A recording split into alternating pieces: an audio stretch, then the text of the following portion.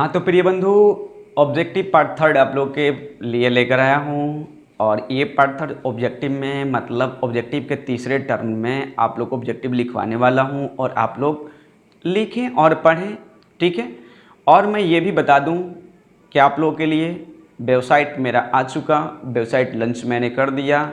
आप लोग बस इतना अब तैयार रहें ऑब्जेक्टिव टेस्ट के लिए। वीक में उम्मीद करता हूं कि 2 टेस्ट होगा इस वीक में, शुक्रवार या शनिवार का अवश्य ऑब्जेक्टिव टेस्ट होगा, ताकि 12वीं की तैयारी अच्छे से मैं करा सकूं। ओके, चलते हैं। इसी के साथ मैं लिखवाना प्रारंभ करता हूं। उठा लीजिए पेन और कॉपी और लिखना प्रारंभ करें। ओके,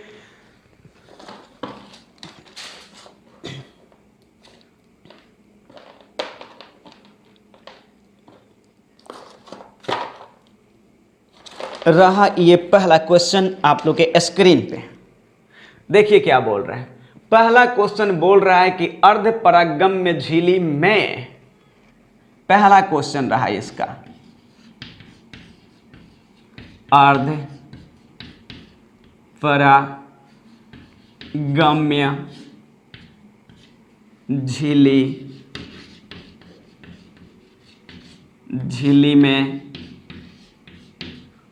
झिल्ली में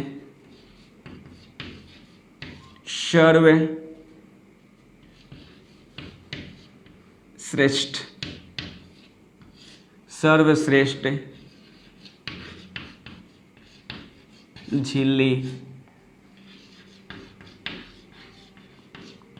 कौन सा है? उत्तर इसका होगा प्रिय बंधु,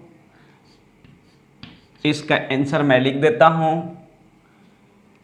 इसका आंसर होगा आपका कॉपर फेरोसाइनेट, कॉपर फेरोसाइनाइट, कॉपर फेरोसाइनाइट। इसका सूत्र भी जान लीजिए आप लोग। सूत्र क्या होगा? Cu, ठीक है, क्या चीज? Cu2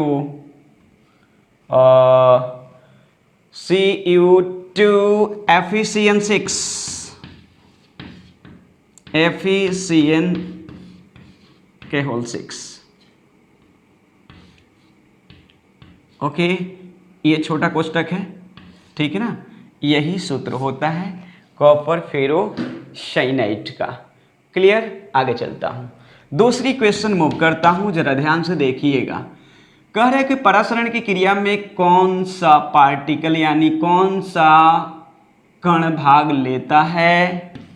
परासरण की क्रिया में कौन सा कण भाग लेता है?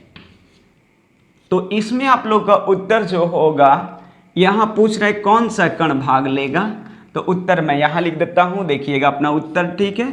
तो उत्तर में आप लोग का ये दे रहा है क्या चीज? विलायक।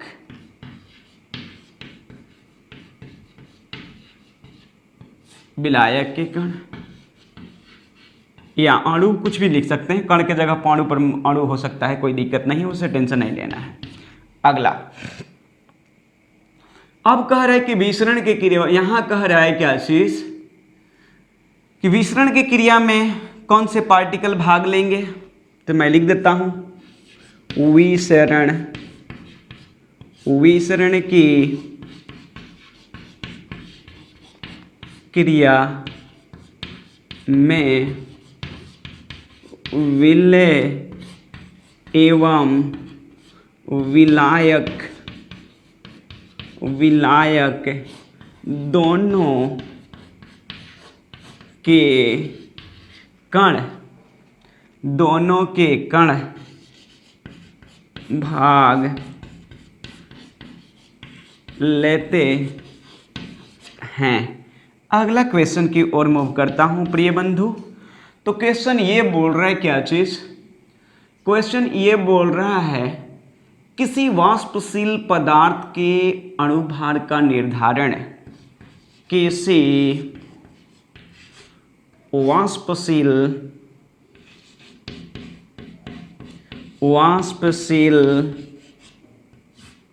पदार्थ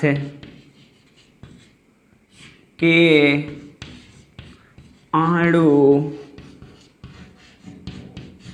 भार की गणना किस विधि द्वारा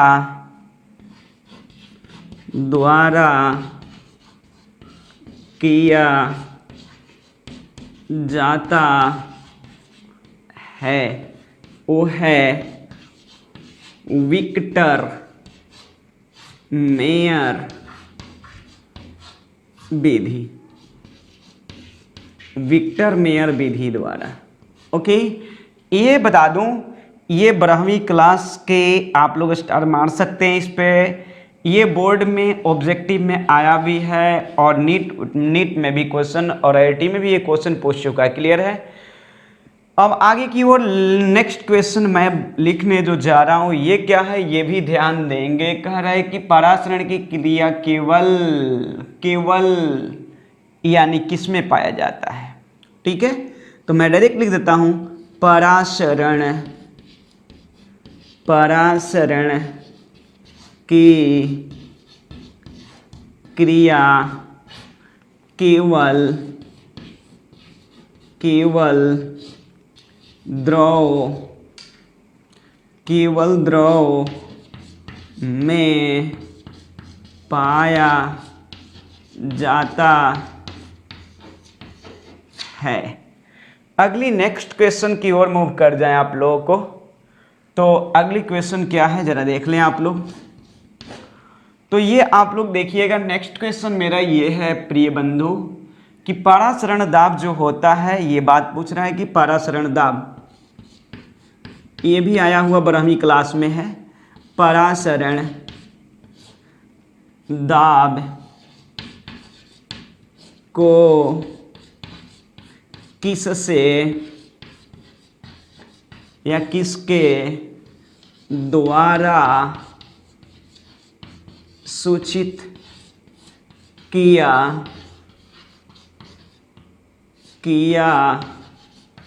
जाता है, तो उत्तर होगा पाई।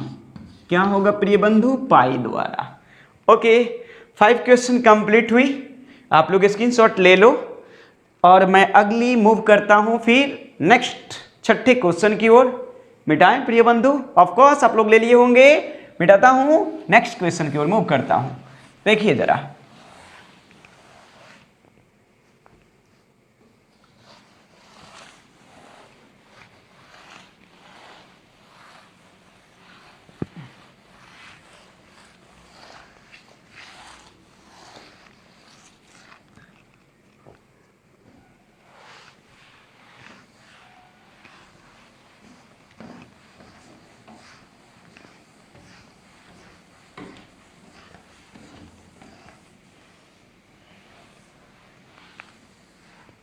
देखिए 6ठवें क्वेश्चन की बात करता हूं, जरा ध्यान दें। ठीक है, देखिएगा। तो 6ठे क्वेश्चन आप लोग का ये रहा है स्क्रीन पे। देखिए क्या बोल रहा है। 6ठा क्वेश्चन ये बोल रहा है कि उच्च ताप पर, पहले ये क्वेश्चन मैं लिख देता हूं, परासरण दाब ताप के सीधा समानुपाती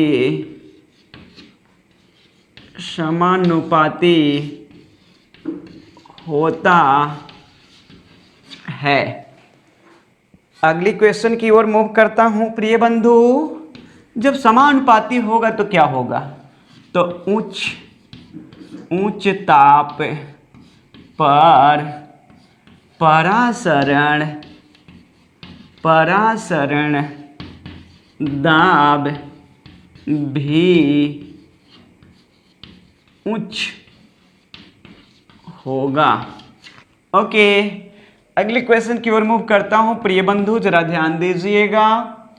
कह रहा है कि प्लास्टिक, प्रोटीन एवं स्टार्च आदि बहुलकों की बात कर रहा है। क्या कर रहा है? प्लास्टिक फिर उसके बाद में है प्रोटीन,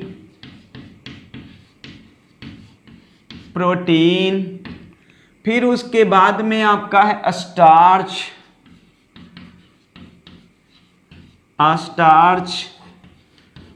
आदि बहुलकों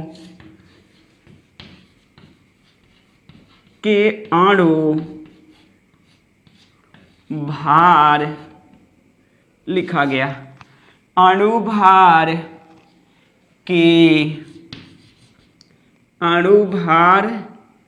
का निर्धारण किस विधि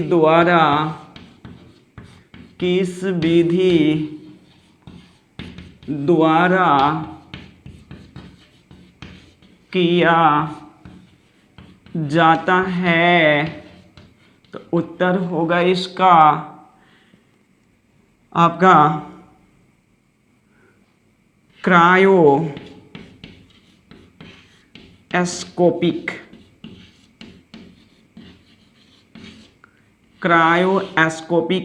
विधि। क्या होगा? क्रायोस्कोपिक विधि। ठीक है ना, क्रायोस्कोपिक विधि। ओह सॉरी, माफ कीजिएगा थोड़ा सा, इसका होगा क्रायोस्कोपिक, इसका नहीं होता है, वो हिमांक से संबंध में बात करेगा। ठीक है ना, माफ कीजिएगा, ये होगा परासरण दाब होगा। यह जो ऑस्मोटिक प्रेशर है ना, ऑस्मोटिक प्रेशर द्वारा ज्ञात की जाती है। प्रिय बंधु ध्यान रखेंगे, परासरण दाब होगा, परासरण दाब होगा।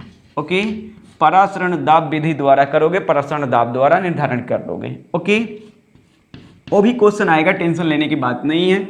आगे चलता हूं। उसके बाद अगली क्वेश्चन की ओर बात करने जा रहे हैं, और यह है आपका कि कोशिका रक्त का परासरण दाब होता है। ठीक है ना, क्या कर रहा है? कोशिका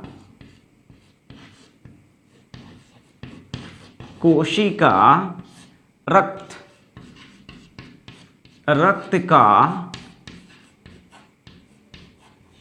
परासरण दाब होता है। मतलब कैसा होता है? निम्न होता है या उच्च होता है? यही तो पूछ रहा आपसे। तो उच्च होता है, उच्च दाब होता है। क्या होता है प्रिय बंधु? दाब इसका क्या होता? उच्च होता है। ओके, यानी उच्च में भी, वो भी एक बात बताता हूं, अति वर्ड लगा लेंगे, अति उच्च की बात करेगा, अति उच्च। ठीक ना, क्या होगा? अति उच्च दाब होगा। ध्यान रखेंगे ये बातें। ठीक ना, अगली क्वेश्चन की ओर मूव करता हूं। प्रिय बंधु ध्यान रहे, कह रहा है क्या चीज, किसके कारण लाल रक्त कणिकाएं, जिसको बोलते हो आरबीसी, चिपक जाता है या फट जाता है? क्वेश्चन है, किसके कारण लाल रक्त, क्या होगा? लाल रक्त कणिकाएं, लाल रक्त कणिकाएं, जिसको बोलते हो आरबीसी। ठीक है ना, लाल रक्त कणिकाएं चिपक या फट जाता है। तो इसका एक ही उत्तर होगा, जब आरबीसी की परासरण दाब क्या हो जाएगी? बढ़ जाएगी। ठीक है ना, तो क्या होगा? मतलब परासरण दाब के कारण ये चिपक जाता है या फट जाता है। ठीक ना, क्या? परासरण दाब के कारण। तो यहां जो होगा ऑस्मोटिक प्रेशर जो होगा आपका, इसका आंसर होगा परासरण दाब। परासरण दाब होगा। परासरण दाब के कारण ही चिपक जाएगा या तो फट जाएगा। ओके, आगे चलता बात करता प्रिय बंधु, अगली क्वेश्चन की मूव करता हूं। कह रहा है हिमांक अवनमन विधि द्वारा अणुभार की गणना, ठीक है, या मतलब अणुभार निकालने की विधि को क्या कहते हैं? हिमांक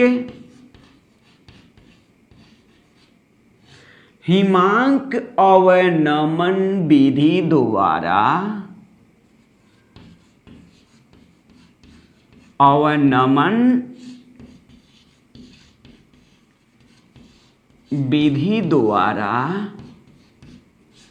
हिमांक अवनमन विधि द्वारा अणुभार निकालने की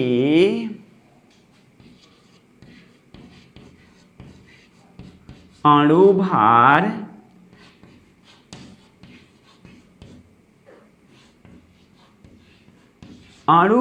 निकालने की विधि को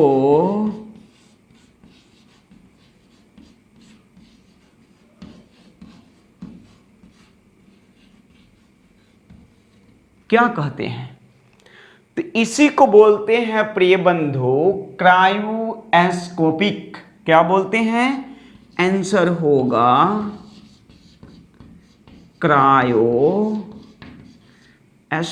क्रायोस्कोपिक।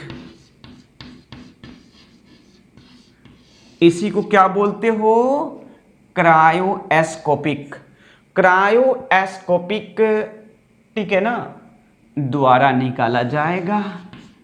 ठीक है, अगली क्वेश्चन प्रिय बंधु ये रहा आपके स्क्रीन पे कि बोल रहा है ये बातें कि यानी यहां बात बोल रहा है कि CH3OH मेथनॉल एवं एथेनॉल C2H5OH के मिश्रण से बने विलयन किस विलयन का उदाहरण है? किस विलयन का उदाहरण है? तो आप क्या उत्तर दोगे प्रिय बंधु? तो आप उत्तर दोगे यही ना, क्या उत्तर दोगे? आदर्श विलयन। मैंने पढ़ाया था, आइडियल सॉल्यूशन आदर्श विलयन का उदाहरण है। ओके, तो यहां से मैंने ऑब्जेक्टिव आज का कंप्लीट किया आप लोगों का। फिर अगले नेक्स्ट वीडियो में फिर ऑब्जेक्टिव लेकर आएंगे। उम्मीद करता हूं कि संडे के फिर ऑब्जेक्टिव आप लोगों को दूं। ओके, इसी वीक इसी सप्ताह के अंत में संडे को मैं करूंगा। ठीक है, चलिए तब तक के लिए आप लोग देखिए, आनंद लीजिए और पढ़ते रहिए। ठीक है, आप लोग टेंशन नहीं लेंगे, मैं ऑब्जेक्टिव जबरदस्त लिखवाता रहूंगा ताकि आप लोगों को बुक पढ़ने की भी जरूरत नहीं पड़ेगी। लेकिन फिर भी अगर बुक पढ़ते हैं तो बहुत बेहतर है, क्योंकि बुक एक्स्ट्रा नॉलेज यानी जो होता है जानकारी देता है, और बुक पढ़ना अति आवश्यक होता है। ठीक है, आप लोग बुक का स्टडी करें, साइड बुक पढ़ें, NCERT पढ़ें, कोई भी पढ़ें, बट NCERT को प्राथमिकता मैं पहले दूंगा, क्योंकि NCERT the best book all publication. सभी पब्लिकेशनों में, प्रकाशनों में NCERT सबसे बेहतर है। क्लियर, कोई दिक्कत नहीं। चलिए तब तक के लिए आप लोग को धन्यवाद। आप लोग पढ़ते रहें, मस्ती से लिखते जाएं और कॉपी पर नोट्स बनाते जाएं। ओके।